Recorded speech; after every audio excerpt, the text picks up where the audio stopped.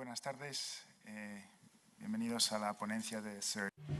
Boas tardes, benvidos á conferencia de Sir Jonathan Mills. Sir Jonathan Mills asumiu o cargo de director e xefe executivo do Festival Internacional de Edimburgo. Imos agardar un intre para que poida entrar toda a xente.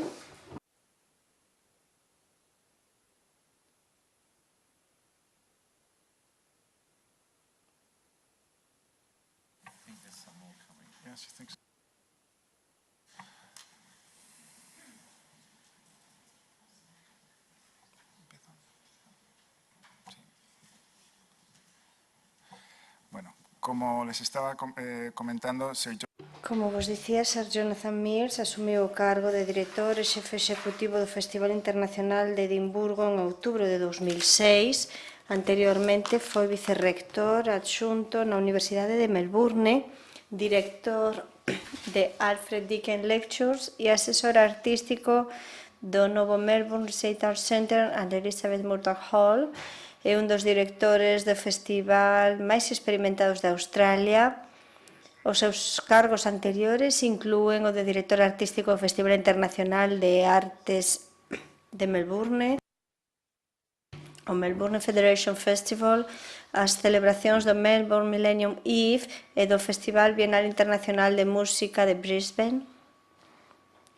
Como compositor, recibe regularmente encomendas en Australia e cada vez máis no Reino Unido e en Europa. A súa composición Sandokan Threnody para solo, tenor, coro e orquestra gañou o Prix Italia en 2005.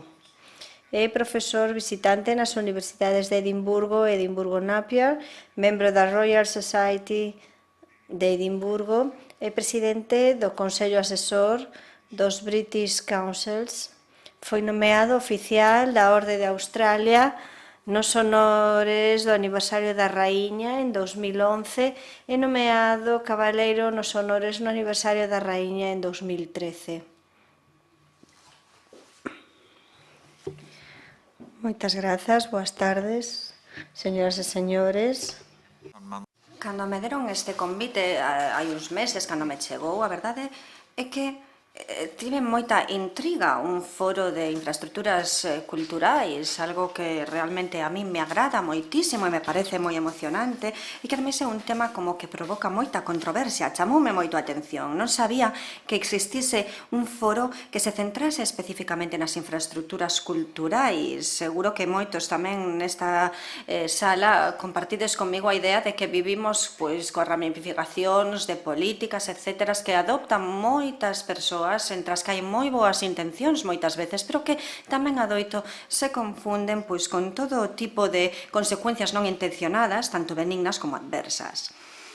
Ben, antes de meterme no tema central da miña charla, quixera que entendesen que, a pesar de que vou facer certas provocacións deliberadas ao largo da miña charla, sobre todo no que ten que ver cos métodos e procesos polo que se dan infraestructuras culturais, dito isto, espero que acepten os meus comentarios con un espírito de entusiasmo e que se recoñeza que non todos os lugares son iguais cando falamos de instalacións ou oportunidades. É importante recoñecer tamén os pasos significativos adoptados en todas as facetas que teñen que ver cos impulsos culturais, entre eles as infraestructuras, por distintos gobernos en todo o mundo.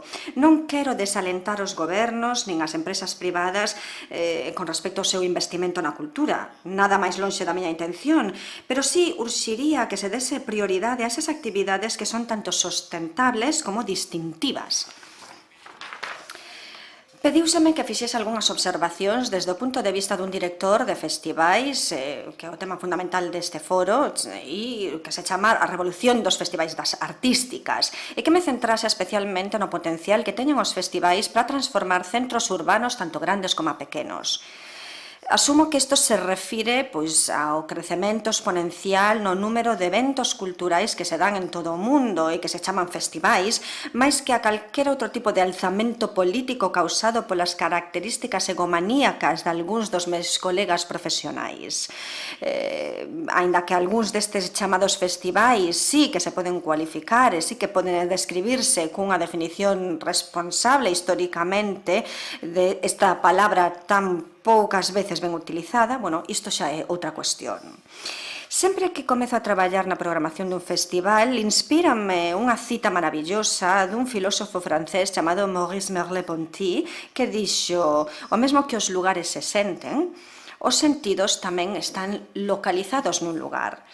Parece que isto describe perfectamente a relación recíproca entre o lugar e a sustancia que existe no centro de toda real experiencia do festival. Un festival como un asalto visceral, sensual, que insiste en reinvolucrarse con lugares familiares en maneiras esquecidas. Na época dos coches, dos jets, avións, etc. Isto é especialmente importante. Un espacio dos festivais é un entorno cheo de cousas, unha observación que non é necesario facer nun lugar como Santiago de Compostela, obviamente, orgullosa da súa historia de peregrinacións e onde a idea auténtica de festival está como introducida e moi encompasada na narrativa de rituais e viaxes, etc. En outros lugares menos cheos de ritos e tradicións antiguas, a capacidade simplemente de camiñar dun lugar a outro parece que anima a reconectarse con localizacións familiares, rúas, edificios, xardíns, prazas, igrexas, todo tipo de espazos públicos e privados. Non sei se paran de falar, por favor, ou senón non continuo, pido un pouco de silencio, senón non podo seguir coa miña charla.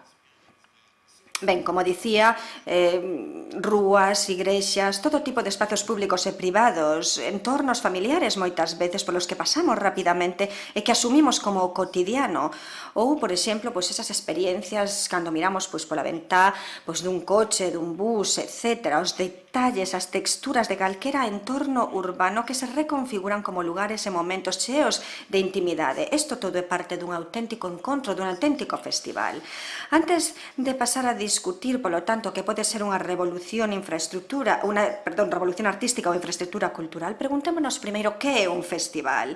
Facendo isto, creo que posiblemente descubramos unha gran cantidade de cousas sobre as nosas culturas e sociedades, o que os rodea e as maneiras en que se sostiveron, alimentaron e reinventaron durante milleiros de anos, o cal é un prerequisito máis que necesario para calquera tipo de discurso con sentido sobre as infraestructuras, sexan culturais ou de calquera outro tipo. Os festivais poden estar en moitas partes, son moi variados, non hai un lugar, un continente, un país, unha comunidade, ningunha cultura ou civilización na que non estean presentes, anda que adoitan deixarse un pouco de lado como triviais, ás veces a súa omnipresencia suxeriría que existen para cumplir ou satisfacer unha necesidade profunda na humanidade. Os festivais son celebracións, céntrense no que se centren, deberían aspirar a ser poderosos e ter eventos memorables, máis que isto, ademais, un festival pode dar un contexto para ideas e para un sentimento ou sentido de perspectiva moi superior a calquera outra cousa.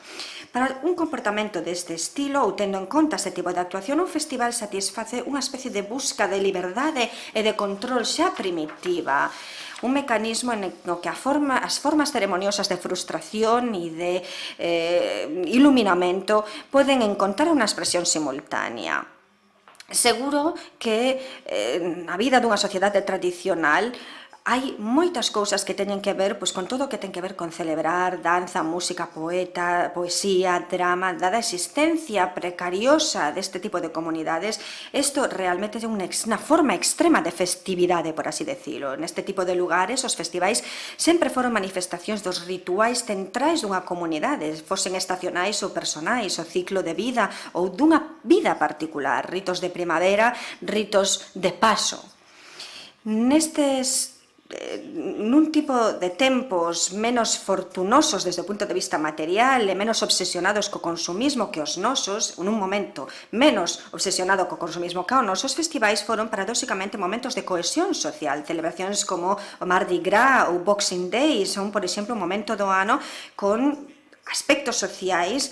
Por exemplo, o Mardi Gras, os homes vístense de mulleres e viceversa, o Boxing Day, por exemplo, un momento de celebración en que moita xente, os ricos, por exemplo, sirven aos seus propios serventes. vendo o de espectáculo público do social, da élite política, que, por exemplo, pasa a bordo ou cabalgando mulas, por exemplo, polas rúas, con a bolsa, por exemplo, un saco de fariña ou pocións deste estilo. Estas son cousas que se ven, por exemplo, a demostración grotesca da falsa femeneidade durante o Mardi Gras, completa con perrucas extravagantes, etc. E non só en Río, durante o Mardi Gras, durante a Carnaval, non só ali se pode ver este tipo de comportamento anortodoxo, tamén en ceremonias vudú en Haití, en México, no Día dos Mortos, ou en celebracións máis europeas, como por exemplo os do solsticio de inverno. Ali vemos como a orde social prevalente se converte, ou como isto para ou deixa de existir por un momento en que sexa pequeno. Non importa o terribles que pudesen resultar este tipo de eventos ou salvaxes que se pudesen considerar, todos eran moi curtos e contenían dentro de certos parámetros definidos ese modelo de comportamento. Algúns festivais desenvolvéronse tamén con obxectivos religiosos específicos, grandes peregrinacións como a de Hajj, Meca ou Kumbh Mela en lugares como Haridwar ou Allahabad no río Ganges. Todos teñen festivais asociados coas súas viaxes especiales, particulares, que poden experimentarse ao longo da música, poesía, etc. Os festivais son unha parte intrínseca, ademais, dos grandes competicións deportivas na Grecia e na Roma clásica. Esos antigos xogos olímpicos tenían tanto competicións entre poetas épicos, cantantes, como entre atletas. Seguindo coa antigüidade, os Xogos Olímpicos modernos de 1912 en Estocolmo hasta os de 1948 en Londres deron medallas a arquitectura, música, literatura, pintura, escultura, etc.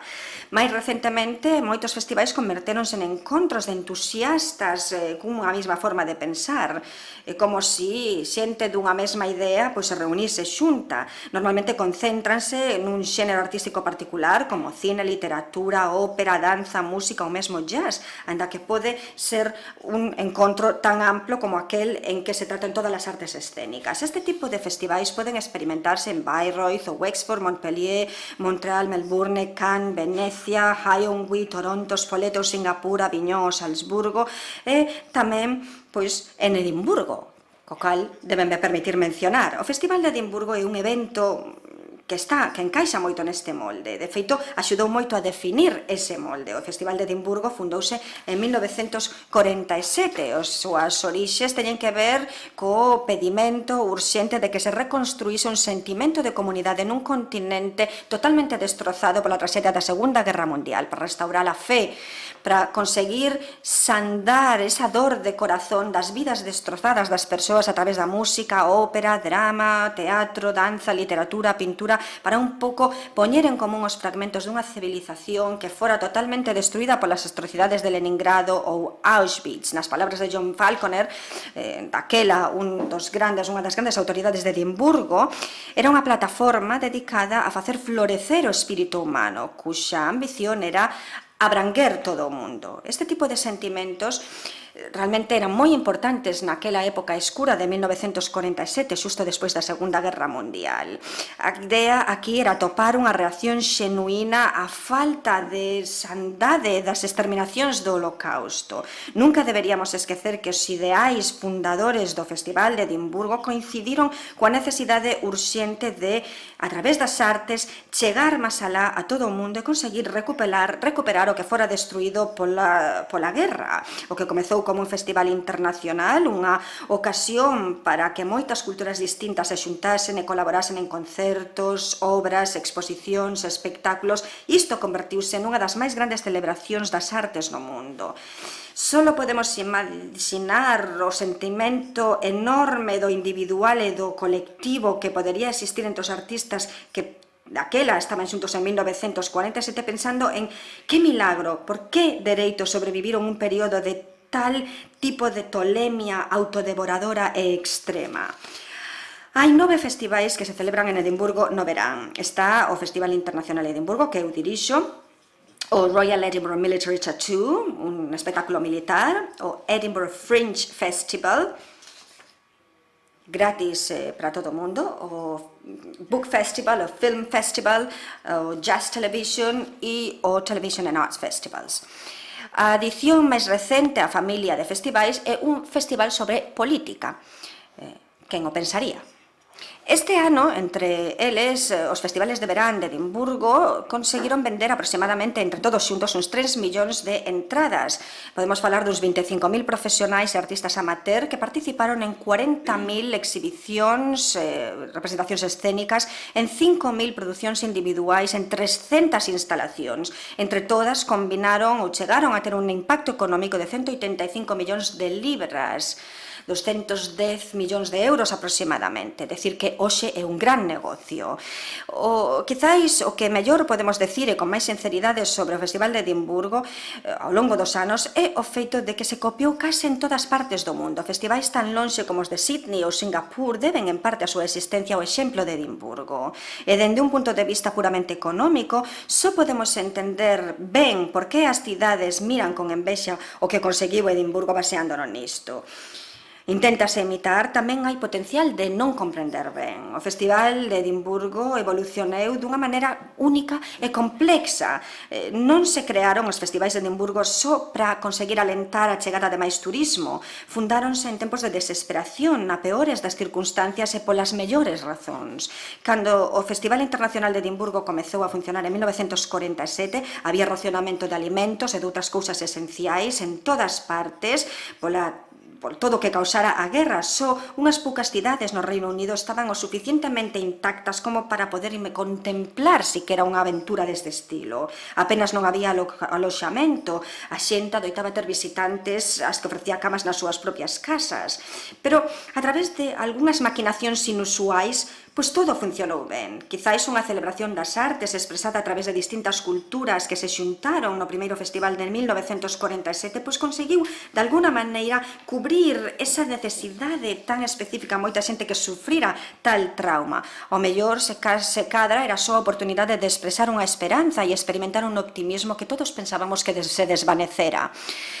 Con respecto ao progreso e o desenvolvemento dos varios festivais de Edimburgo desde 1947, a mellor maneira de describilos é pensando ou dicindo que son os resultados dun proceso de neglección xudiciosa, por así decilo.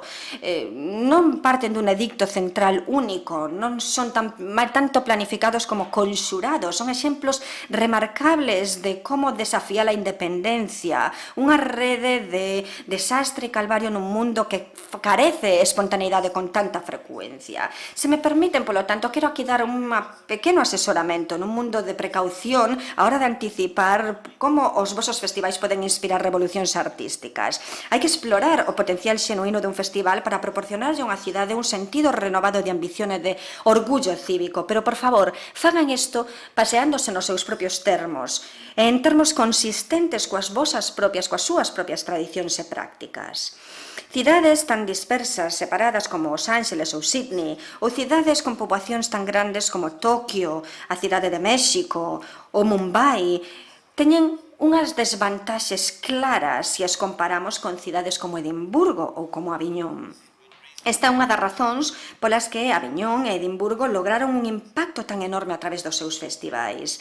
Nas murallas medievais do antigo enclave papal occidental, unha concentración tal de actividade artística é totalmente ubicua. Non hai ningunha gran cidade que podería aspirar a replicar unha experiencia como esta, con este tipo de destino, etc. E creo que o mesmo podería dicirse das peregrinaxes e dos moitos peregrinos que chegan a esta cidade, por exemplo.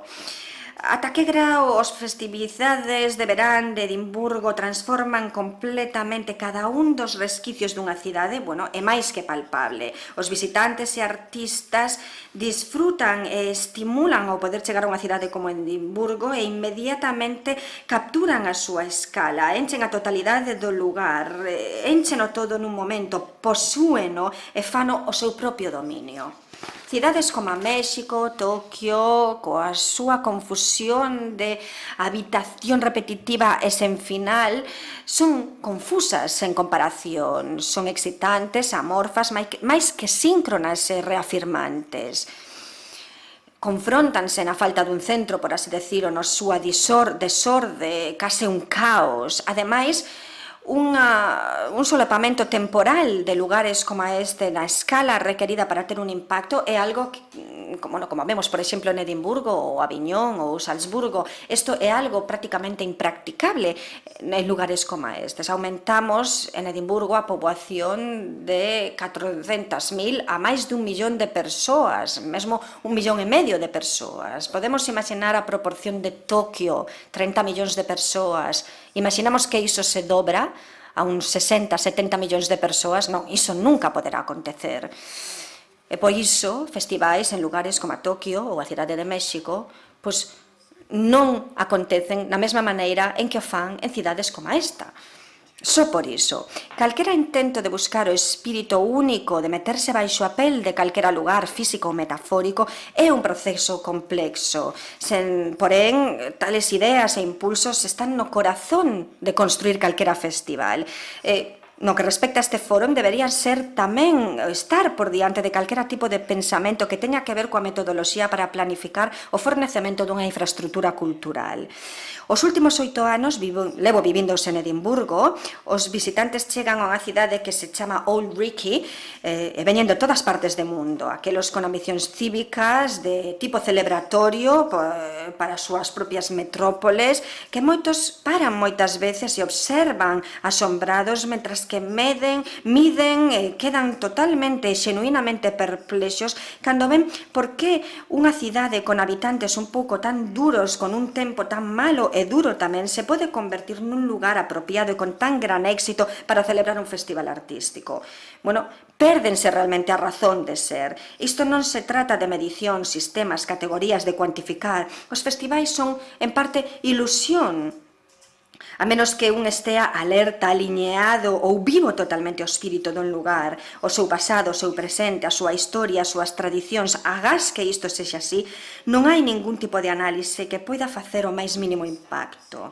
Así que no canto de percibir Edimburgo como unha especie de amalgama de rúas e edificios simétricos no borde dun volcán en extinción antigo, en vez diso deberíamos estar preparados a descubrir e responder ante unha cidade famosa polo súa aprendizaxe e filosofía, as súas contribucións tecnolóxicas e científicas á humanidade, unha cidade na que David Hume e Adam Smith pensaron en profundidade sobre o progreso económico e moral e a prosperidade dos seus cidadáns que viven na mesma cidade, un lugar onde James Clerk Maxwell e Alexander Fleming descubriron dimensións da existencia inimaginables para as xeracións previas, sen cuxos descubrimentos de electromagnetismo e antibióticos as nosas vidas hoxe en día non serían en absoluto concibibles.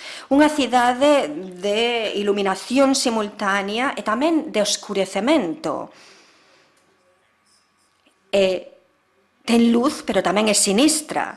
Unha especie de xustaposición de zonas planificadas, rúas ordenadas e planificadas e outros barrios medievais máis escuros e sucios. Un lugar onde todo está moi exposto e unha cidade onde só con virar rapidamente a cabeza vemos os cambios de unha paisaxe natural asombrosa a unha especie de obra de arte magnífica de planificación urbanística.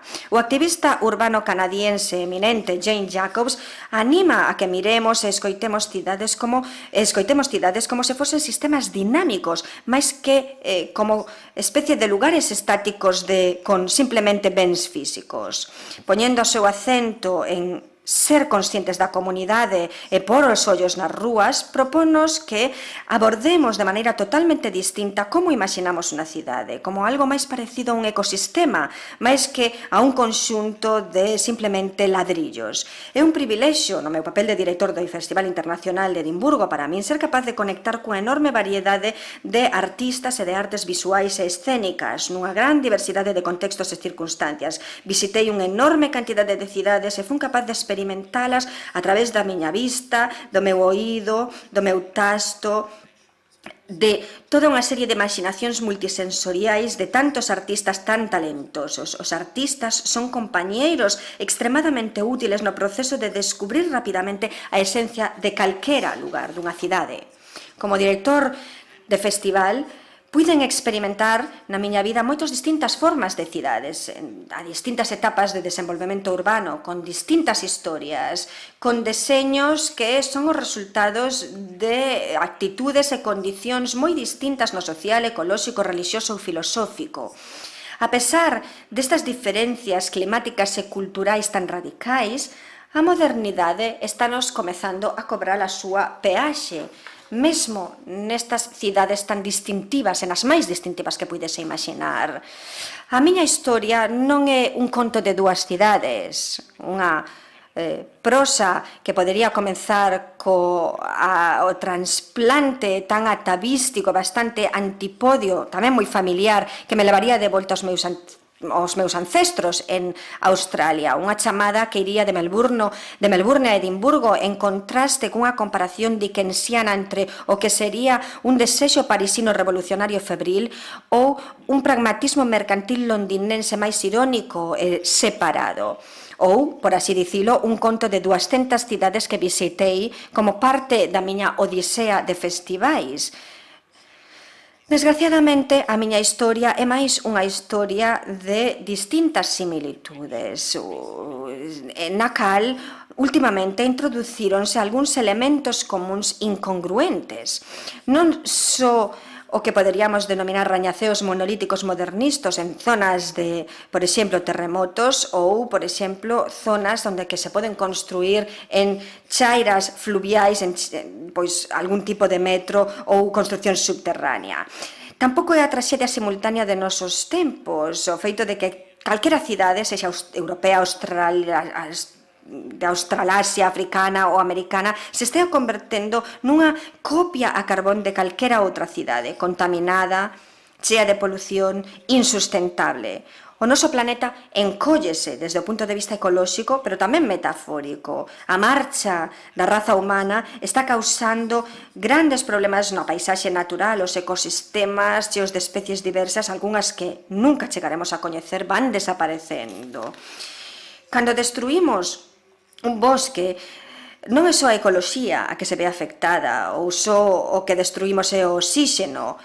Mais particularmente, estamos falando da destrucción de relacións humanas con entornos específicos e en lugares específicos. A poesía, as cancións, as historias, os rituais, o coñecemento íntimo xunto coa memoria de localizacións únicas. Isto tamén desaparece.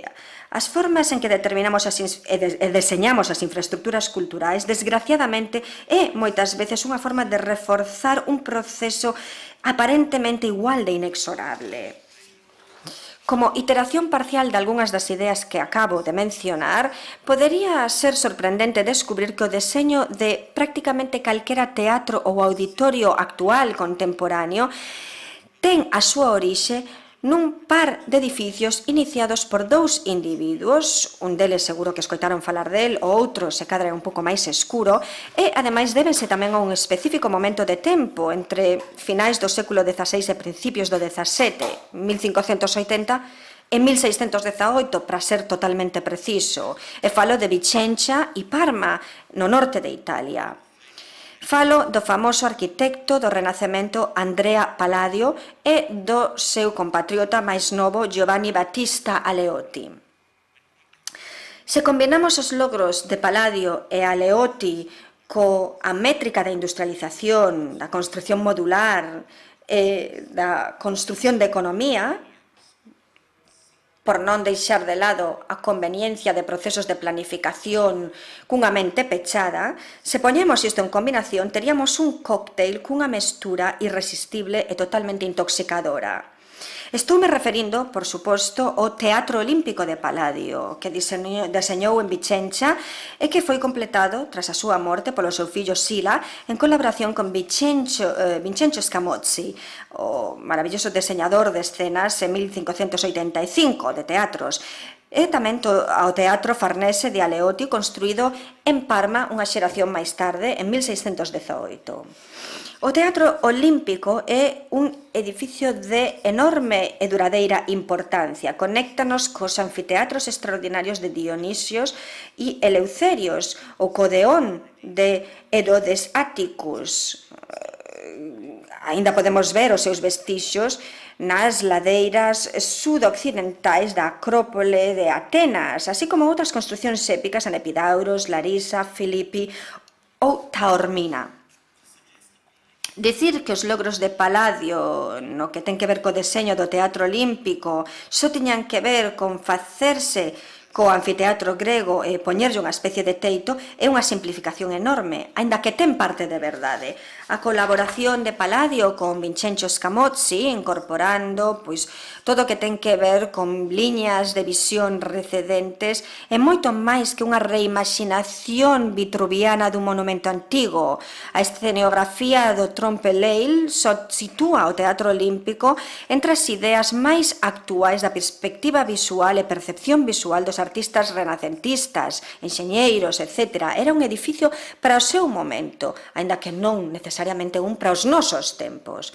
O arco escénico, o arco de proscenium, que pon un pouco o marco ao Teatro Farnese de Aleotti, é un dispositivo extraordinariamente sencillo e unha interpretación arquitectónica brillantemente sofisticada dos logros da pintura de perspectiva europea a partir do Renacemento italiano.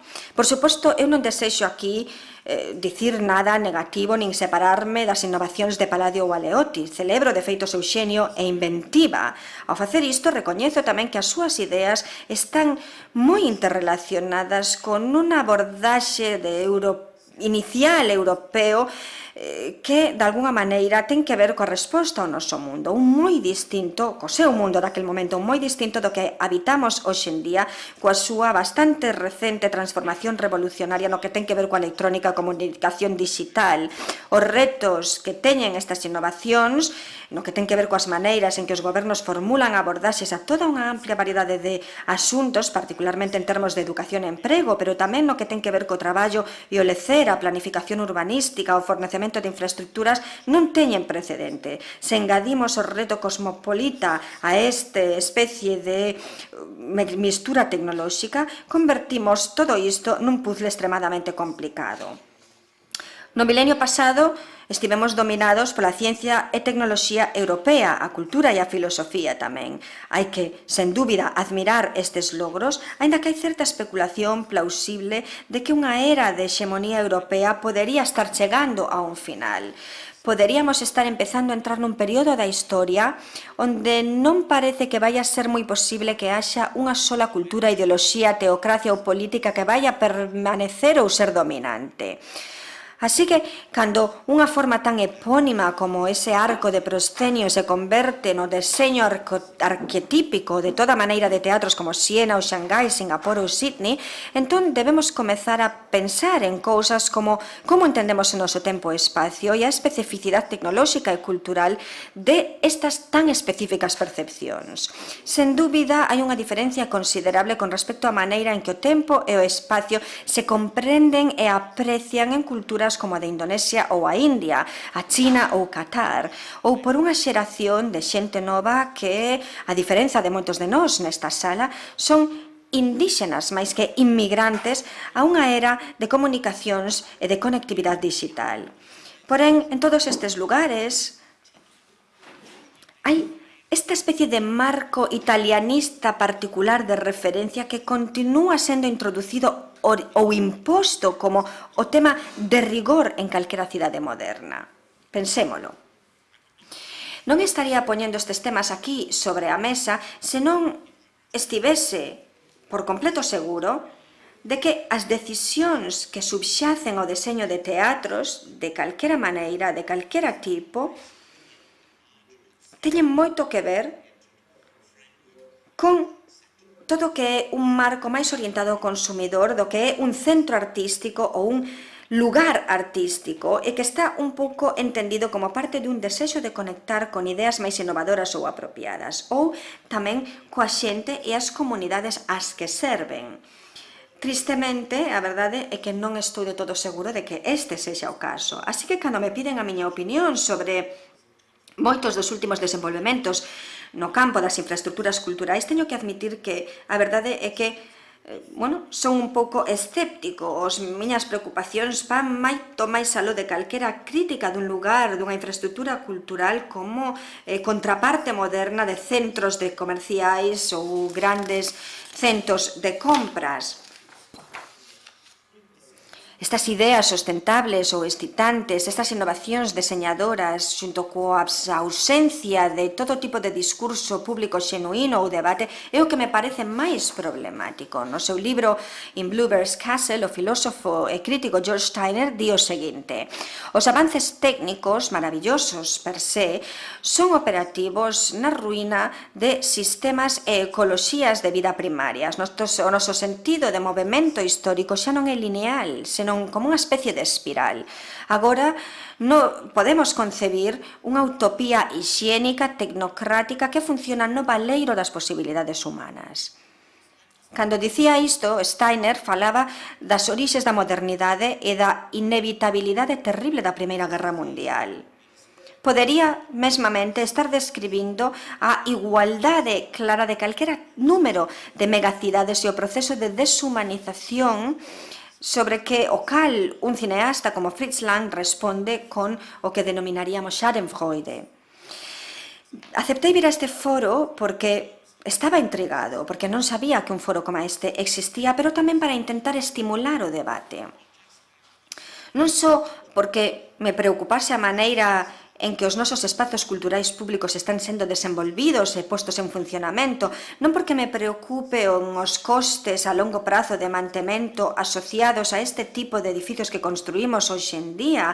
De feito, se non temos cuidado, imos gastarnos hasta o último dólar, euro, yuan ou libra disponibles neles, diminuindo así toda a posibilidade de financiar a innovación artística. Tampouco ven aquí pola meu asombro no que ten que ver coa burocratización do sector cultural, incluindo, ou quizáis especialmente, as industrias culturais, senón simplemente porque, como director dun festival, de festivais, sei e experimenteino e fun testemunha do feito de que existen alternativas viables moito máis interesantes, radicais, sinxelas e inclusivas. Unha alternativa así parte do punto case oposto a todo o que ten que ver cunha decisión moi politizada e centralizada a hora de construir un gran monumento. É, no mellor dos sentidos, simultaneamente guiado tanto por unha especie de sentimento revolucionario e antirrevolucionario, puesto que ten que ver con ideas potentes guiadas por cidadáns ordinarios de talento. Con máis frecuencia isto adoita comezar en un lugar pequeno, partindo da imaginación individual, dos seus pequenos detalles, do que eles pensan per se, cunha simple noción, nin sequera media idea. E isto gana ímpetus cada vez que vamos adquirindo máis comprensión de onde está o noso lugar do mundo. Necesitamos tempo e coidado, necesitamos conectarnos con outras ideas. Esta é unha forma de pensar descrita por Nietzsche cando escribía: lonxe do lugar do mercado e da fama, sucede todo o que realmente é grande. É o que se converte na Academia de Monteverdi, no estudio de Gropius, na Escola Cantorum de Bach, no Diario Baleiro que está esperando a ser enchido de Wordsworth. Estes son precisamente os procesos cos que tentamos alentar a xente en Edimburgo todos os meses de agosto, nun lugar con infraestructuras culturais bastante rudimentarias, sen centro artístico ningún. Porque cremos que é moito máis importante ser un centro para as artes que construir algo anónimo, realmente esvelto e que chame a atención, pero tan insustentable como un centro artístico. Moitas grazas.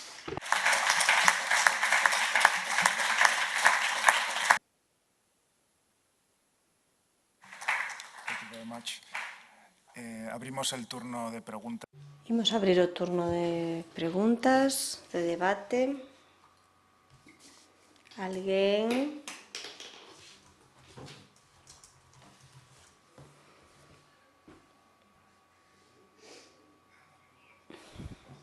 Si, teño moitas preguntas, é certo.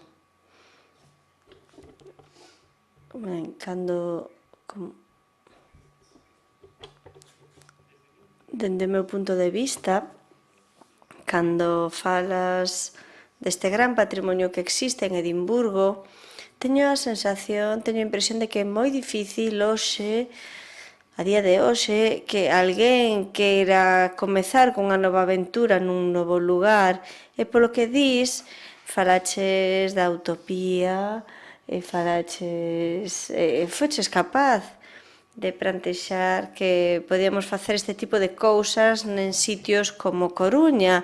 E cales son os consellos que poderías darnos sendo realista?